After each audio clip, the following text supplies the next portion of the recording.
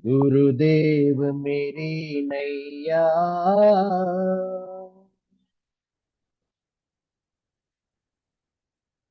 उस पार लगा देना।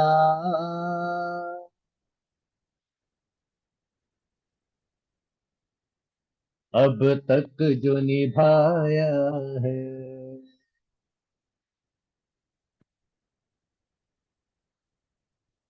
आगे भी निभा देना।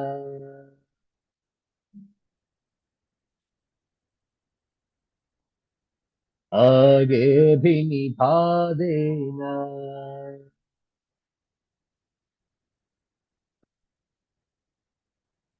आगे भी निभा देना।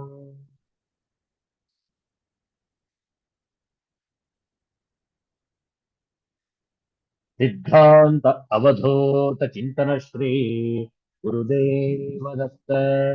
जय जय रघुवीर समर्थ श्री सद्गुरुनाथ महाराज की जय।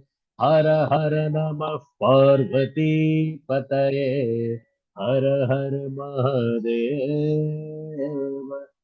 शंभो।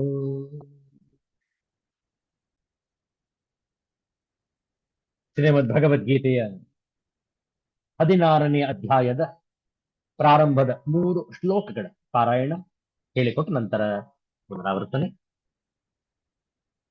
ಓಂ ಶ್ರೀ ಪರಮಾತ್ಮನೇ ನಮಃ.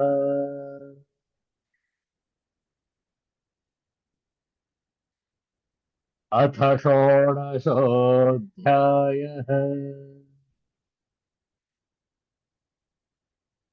दैवासुरसम्पद्विभागयोगः।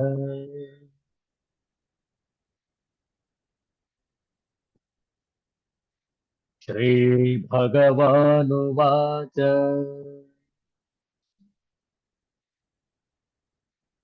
अभयं सत्त्वसंशुद्धिः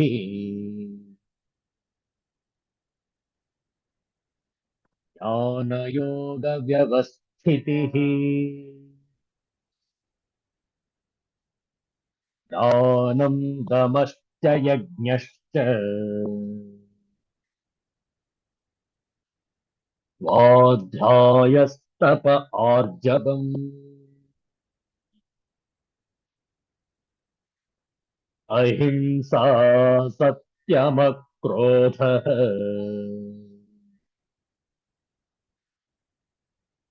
त्यागः शान्तिरपैशुनम्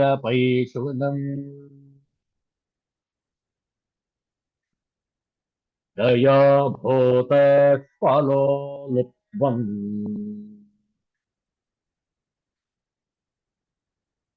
मार्दवम् ह्रीरचापलम्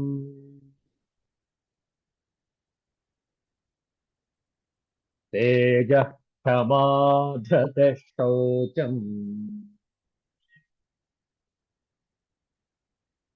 अद्रोहो नातिमानिता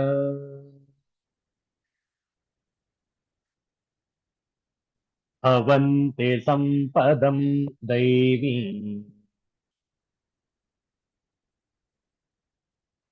अभिजातस्य भारत।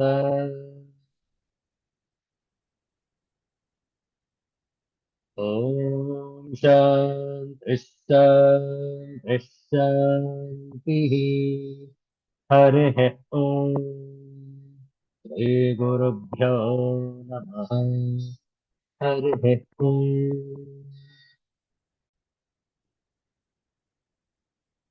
26 ದೈವ ಸಂಪತ್ತುಗಳಲ್ಲಿ ಶಾಂತಿ ಒಂದು ಅತ್ಯುತ್ತಮವಾದಂತಹ ದೈವಿ ಗುಣ. ನಿನ್ನೆ ದಿವಸ ಅದರ ಬಗ್ಗೆ ಸುದೀರ್ಘವಾಗಿ ಚರ್ಚೆ ಮಾಡಿದ್ದೇವೆ.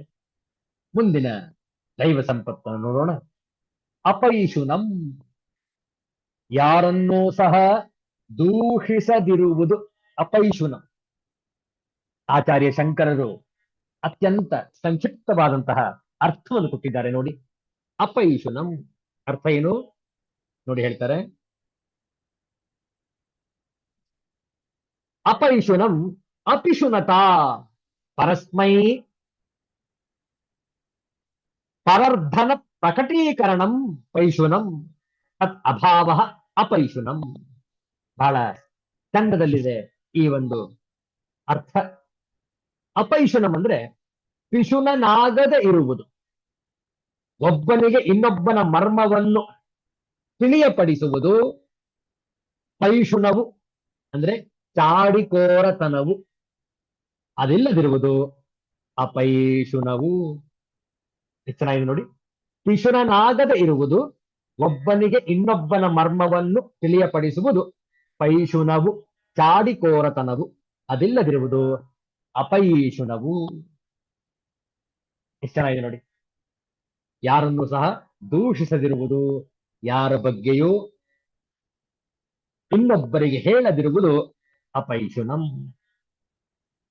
ಚಾಡಿ ಹೇಳದವನು, ಬೇರೆಯವರ ದೋಷಗಳನ್ನು ಹುಡುಕದವನು, ಯಾರನ್ನು ನಿಂದಿಸದವನು, ಇನ್ನೊಬ್ಬರನ್ನು ಅಗೌರವದಿಂದ ಅಥವಾ ಕೀಳಾಗಿ ಕಾಣದಿರುವವನು ಅಪೈಶುನಂ ಈ ದೈವಿ ಗುಣವನ್ನು ಹೊಂದಿರುತ್ತಾನೆ. ಈ ದೈವ ಸಂಪತ್ತನ್ನು ನಾವೆಲ್ಲರೂ ಕೂಡ ಜೀರ್ಣಿಸಿಕೊಳ್ಳಬೇಕು, ಆಸ್ವಾದಿಸಿಕೊಳ್ಳಬೇಕು, ಆಚರಣೆಗೆ ತರಬೇಕು. ಅಪೈಶುನಂ ಏನದು? Absence of crookedness, unmalicious tongue, apaishunam. The ugliness or beauty of the tongue is ordered by the personality behind it.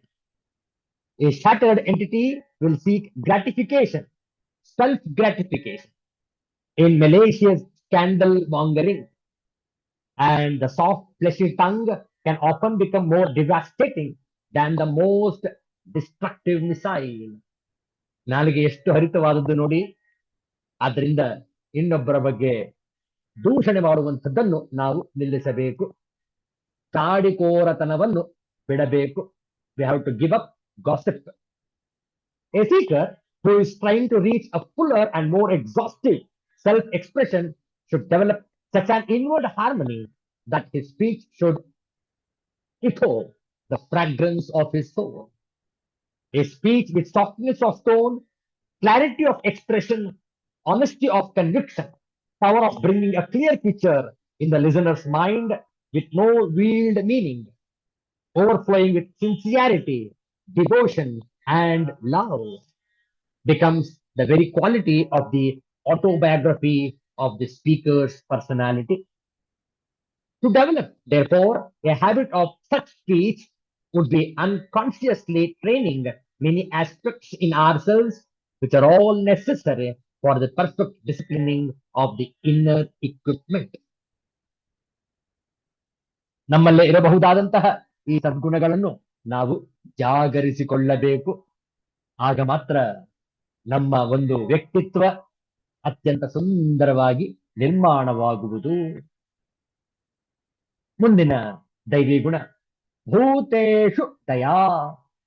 ಎಲ್ಲಾ ಜೀವಿಗಳಲ್ಲಿಯೂ ಕಾರಣವಿಟ್ಟುಕೊಳ್ಳದೆ ದಯೆ ಇಡುವುದು. ಚೆನ್ನಾಗಿ ನೋಡಿ. ಭೂತೇಷು ದಯಾ, ಎಲ್ಲಾ ಪ್ರಾಣಿಗಳಲ್ಲೂ ಎಲ್ಲಾ ಜೀವಿಗಳಲ್ಲಿಯೂ ದಯೆಯನ್ನು ಇಡುವುದು. ದಯಾ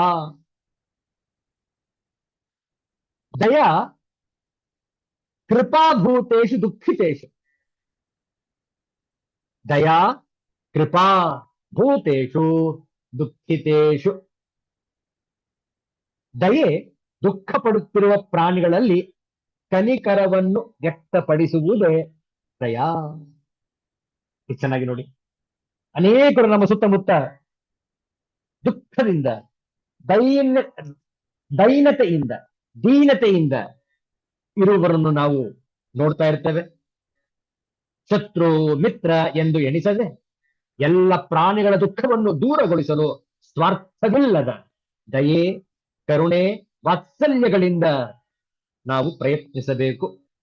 ಇಂತಹ ವ್ಯಕ್ತಿಯು ಸಾಮಾನ್ಯವಾಗಿ ದಿನದ ಮೊದಲ ಆಹಾರವನ್ನು ಸೇವಿಸುವ ಮುಂಚೆ ಗಿಡಗಳಿಗೆ ನೀರುಣಿಸುತ್ತಾನೆ.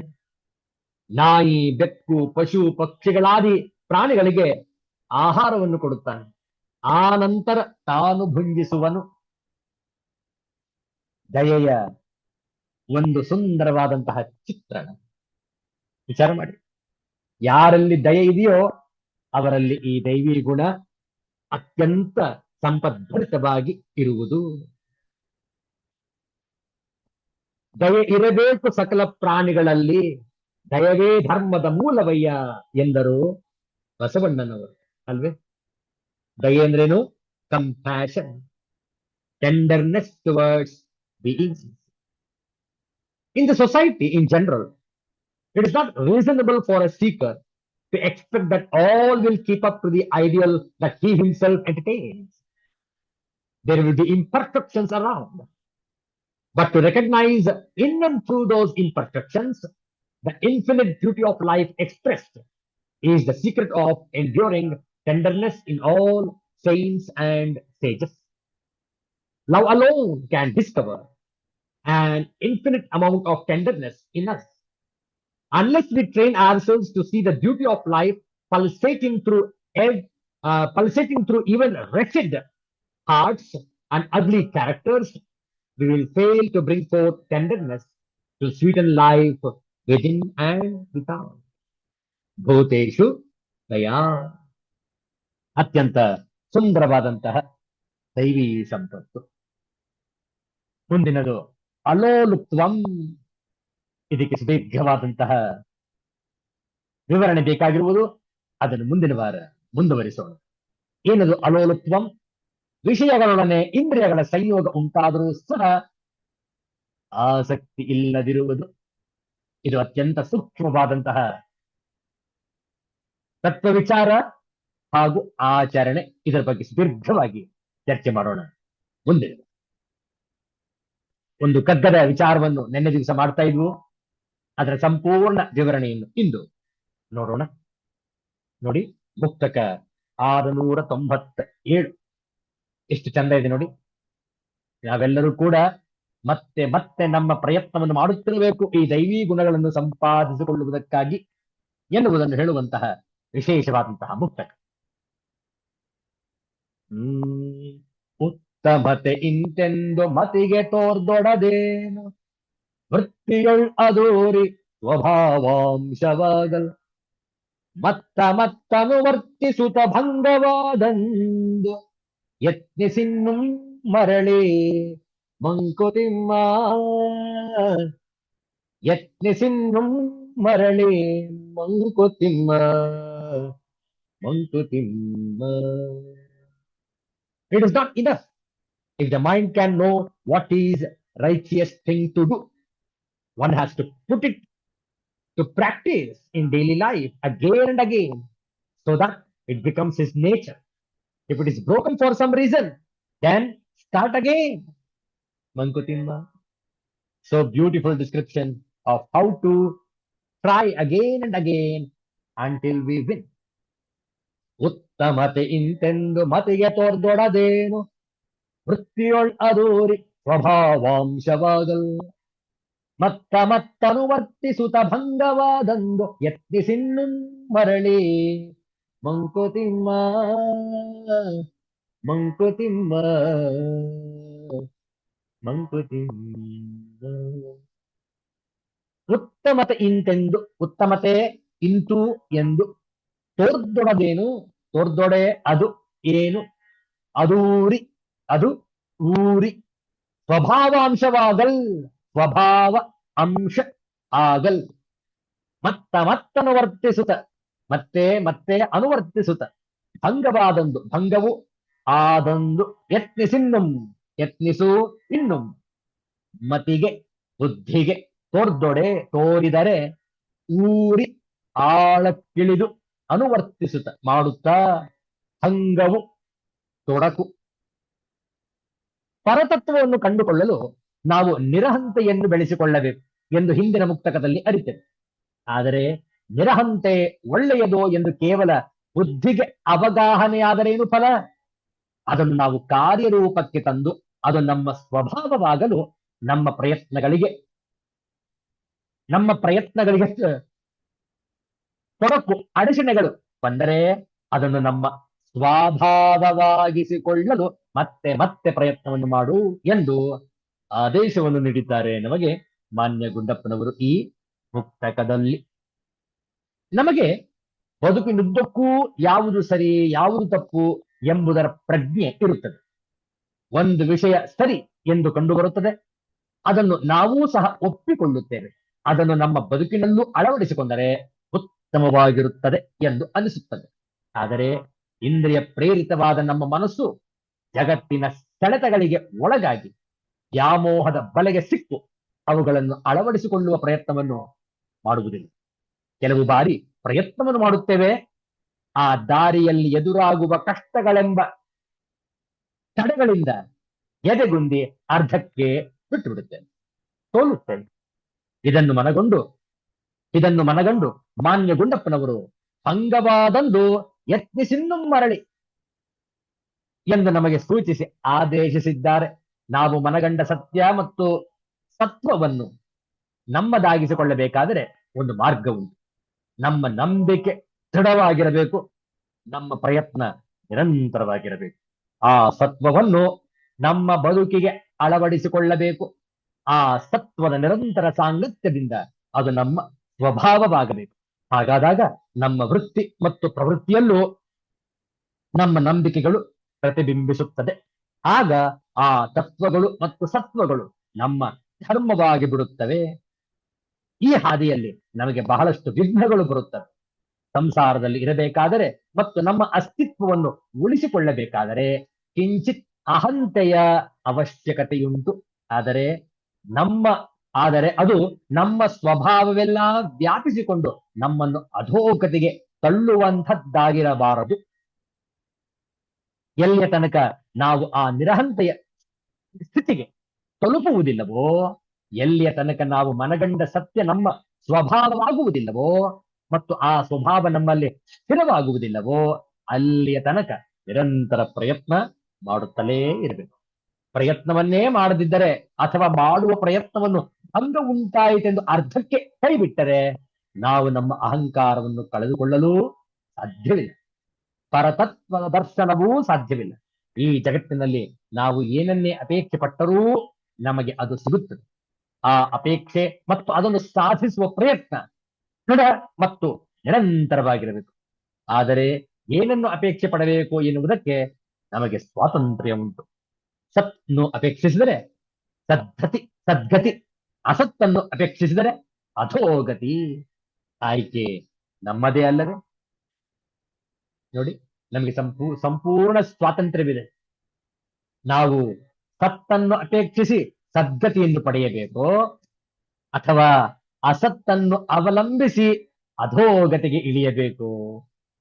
Should we make our life or mar our life?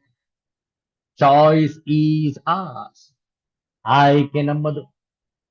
ಆದ್ರಿಂದ ಈ ದೈವಿ ಸದ್ಗುಣ ಸಂಪನ್ನಗಳನ್ನು ನಾವು ಆಯ್ಕೆ ಮಾಡಿಕೊಂಡು ಜೀವನವನ್ನು ಸುಸೂತ್ರವಾಗಿ ಸಾಗಿಸಿ ಸಾರ್ಥಕಪಡಿಸಿಕೊಳ್ಳುವುದೇ ನಮ್ಮೆಲ್ಲರ ಆದ್ಯ ಕರ್ತವ್ಯ. ಇನ್ನು ಉಳಿದ ವಿಚಾರಗಳನ್ನು ಮುಂದಿನ ವಾರ ಮುಂದುವರಿಸೋಣ. ಶಾಂತಿ ಮಂತ್ರ.